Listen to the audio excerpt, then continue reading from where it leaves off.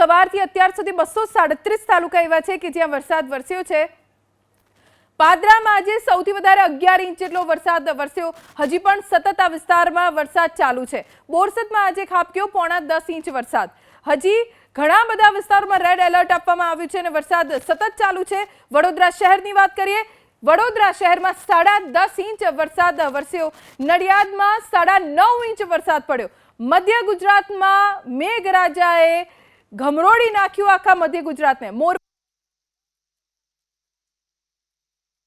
આવ્યા હતા ત્યારે આ નવરંગપુરા વિસ્તારમાં પણ ઘૂંટણસમા પાણી ભરાઈ જતા હાલ વાહન ચાલકો અનેક મુશ્કેલીઓનો સામનો કરી રહ્યા હોય તેવા દ્રશ્યો જોવા મળી રહ્યા છે। નવરંગપુરા બસ સ્ટેશન જે છે ત્યાં જ આ પાણી ભરાવાના દ્રશ્યો જે છે તે જોવા મળી રહ્યા છે। અમદાવાદના જોધપુર કહો, પ્રહલાદનગર કહો, આંબાવાડી કહો કે પંચવટી વિસ્તાર, આ તમામ વિસ્તારોમાં જે છે તે પાણી ભરાયા હતા અને અનેક વાહન ચાલકોના વાહન પણ જે છે તે બંધ થતા ધક્કો મારવાની પરિસ્થિતિ જે છે તે વાહન ચાલકોને કરવી પડી હોય તેવા દ્રશ્યો જોવા મળ્યા હતા। ઘૂંટણસમા પાણી આ નવરંગપુરા વિસ્તારમાં હાલ જોવા મળી રહ્યા છે। તંત્રની વાતો અનેક કરવામાં આવી છે પરંતુ આ દ્રશ્યો જ બયા કરી રહ્યા છે કયા પ્રકારની કામગીરી અમદાવાદ કોર્પોરેશન દ્વારા કરવામાં આવી છે। લોકો પરેશાન થઈ રહ્યા છે। અમદાવાદમાં વરસાદ ચોક્કસથી વરસ્યો છે પરંતુ જે દ્રશ્યો આવ્યા પાણીમાં ગરકાવ રસ્તાઓ થઈ ગયા છે। લોકો ધક્કા મારવાની પરિસ્થિતિ ઊભી થઈ છે।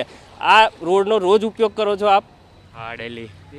આજે આ પાણી ભરાઈ ગયું, વરસાદ વરસે એટલે પાણી ભરાઈ જ જાય, એનું શું કહો છો આપ, શું માનો છો? આ રોડ ઉપર ભરાઈ જ જાય ગમે એવો વરસાદ આવે એટલે એક વખત તો આવું થાય જ છે। આ રોડ ઉપર જ્યારે ભારે વરસાદ આવે છે ત્યારે એક વખત તો આવી રીતના ધક્કા મારીને ગાડીને લઈ જ જવી પડે છે। ટેક્સ તો ભરો છો, પાછા વાહન બગડે એના પણ ખર્ચા 100%। શું કહેશો તંત્રને?